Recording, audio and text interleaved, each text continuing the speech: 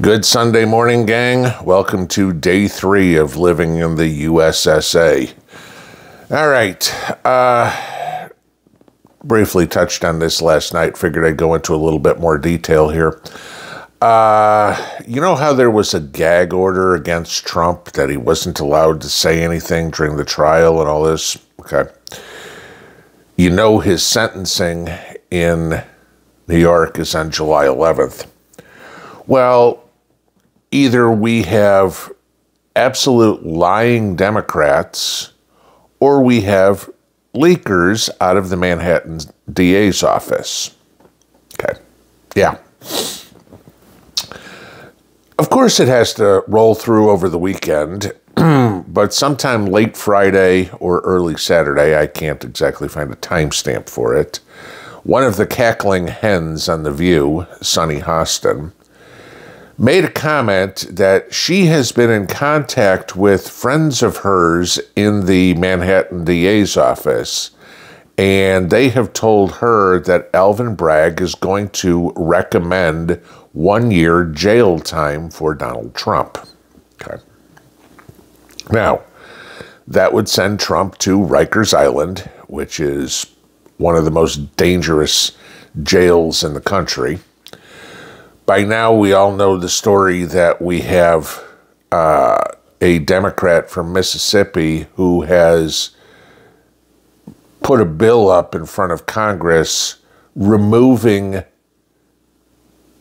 Secret Service protection from the president.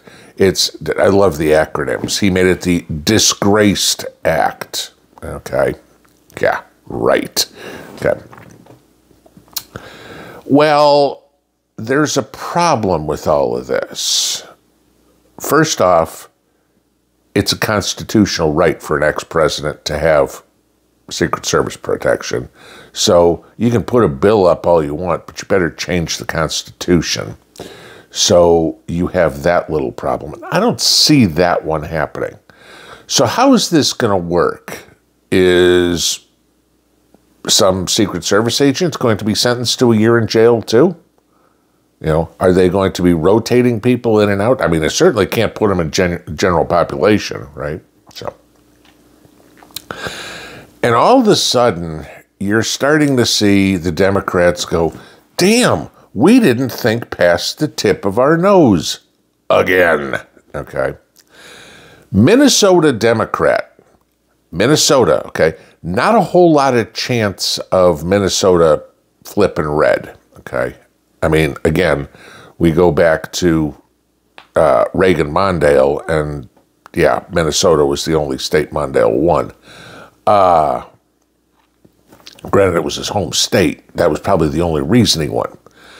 So Minnesota, solid blue Minnesota, Democrat, Dean Phillips, okay? Now, I'm going to give this guy credit. You know me, I'll give credit where credit is due, Democrat or Republican. Dean Phillips has called on Kathy Hochul, the governor of New York, to pardon Trump. A Democrat has done this.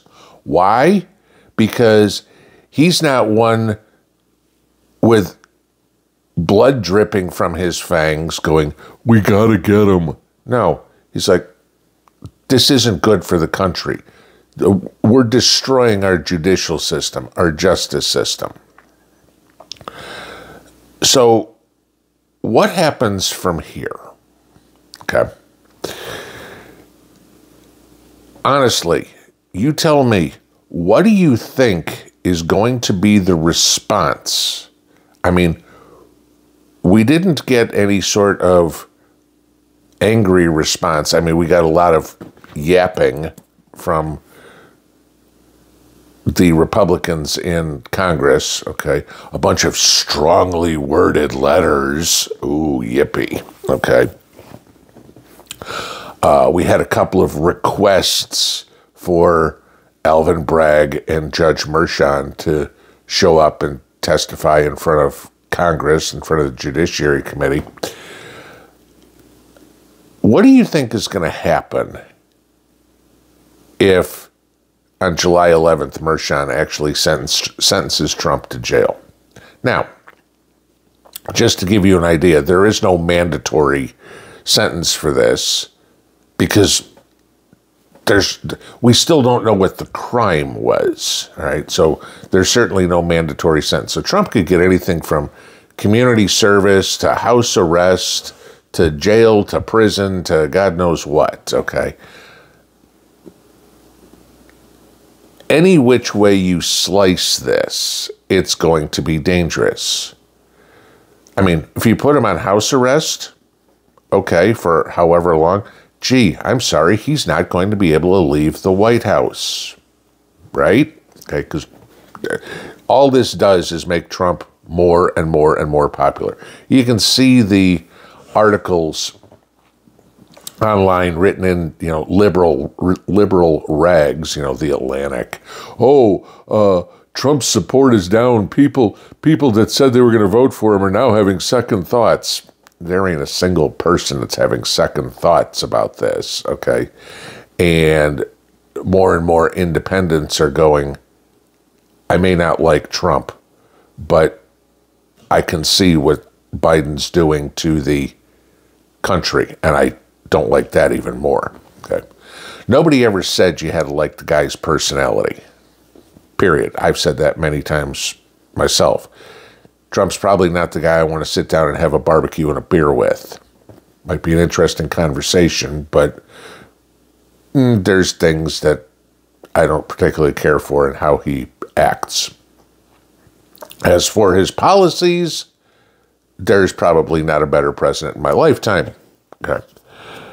And Ronald Reagan would be the only one that would even come close to challenging that. But if they put him in jail, what's going to happen? It's not going to be violent, but it's going to be utter freaking chaos in this country. Joe Biden has taken the mantle from Barack Obama by leaps and bounds for being the most divisive president in the history of the country.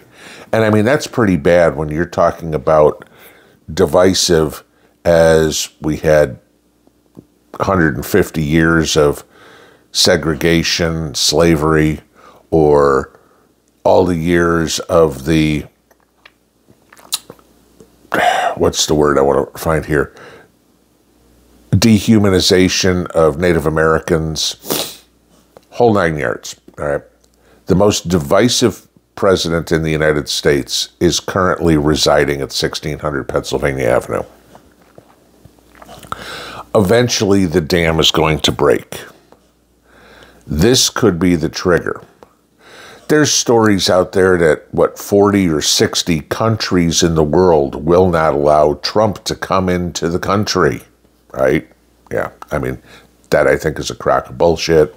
Okay, but of course you have the liberal rags that are going to report this.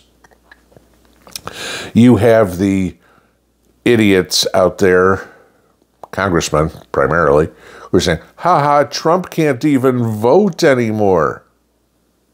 Till Ron DeSantis came out and said, wrong, okay, sorry, he can vote. He's a resident of Florida, and he can vote. You have all these people that are saying Trump can't own a weapon anymore. Interesting. I can't talk about the legalities of that, but this is the kind of crap they're patting themselves on the back for. And they have no idea, or they are just that clueless, that this will get overturned by the Supreme Court. If it doesn't get overturned by the appellate court or the New York State Supreme Court, which personally, I don't know if it'll ever be heard by that. I have a feeling this will go to the Supreme Court before July 11th. The other thing I find, and I think this would just be great visuals, is changing the RNC convention to July 4th and nominating Trump on the 4th of July. That, I think, would be huge. Sure, you'd have all those conventioneers and stuff like that that would have to miss the barbecue and stuff, But the fireworks we'd see from that would be fabulous. And don't say they can't do it, because the Democrats are already talking about changing the date of their convention, because if they don't, Joe Biden won't be on the ballot in Ohio. Not that there's much of a chance of him winning there anyway, so it's not that important. But this is the kind of crap that they are putting us through. Tell me this isn't election interference. Have you ever seen anything in your life, and some of you guys are much older than I am, okay? Have you ever seen anything in your life where you had this much garbage being heaped upon one candidate before? I mean, you go back to John Edwards. Remember him, the Democrat candidate who was busted having an affair, and he dropped out. You know, you talk about the charge against Trump doing something after the fact, something that he supposedly, allegedly did in 2017 affected the 2016 election. I'm still trying to figure out how the jury wrapped their head around time travel, okay? It just doesn't work. You know, if it is, can we please go back to 2020 and have a recount?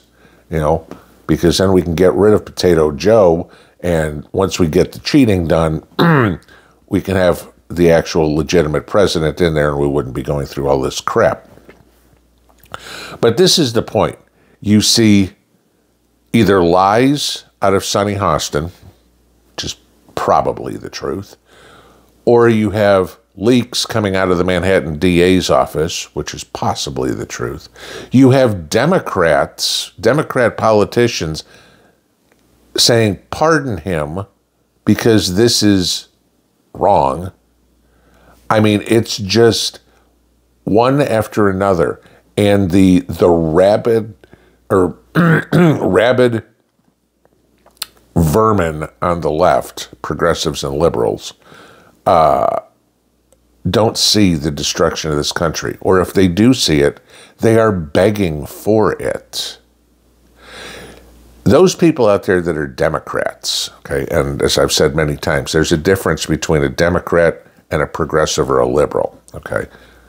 Democrats have a tendency to think progressives and liberals are lower than pond scum, okay? They are the scourge of society. I mean, the lowest common denominator on the evolutionary scale, okay? These are the people whose brains have never developed. Want proof? Look at the members of the squad, okay? But when Democrats start coming to the assistance of the Republicans, that's how you rebuild the country. And when the Democrats finally realize they got to get rid of the communist wing and the current president, speaker, or former speaker, Nancy Pelosi, a lot of the majority leader in the House, when they realize that those people that are in power under the name of their party do not have their best interest or the country's best interest in mind, that's when this country will turn around. But as long as we have the wretched refuse of the Socialist Party, thanks Bernie Sanders for bringing this crap in, okay, we're not going to be able to move forward. If they sentence Trump to anything on January 11th, other than, I don't know, tell him to write another check, that'll be the day that democracy dies. Pinball out.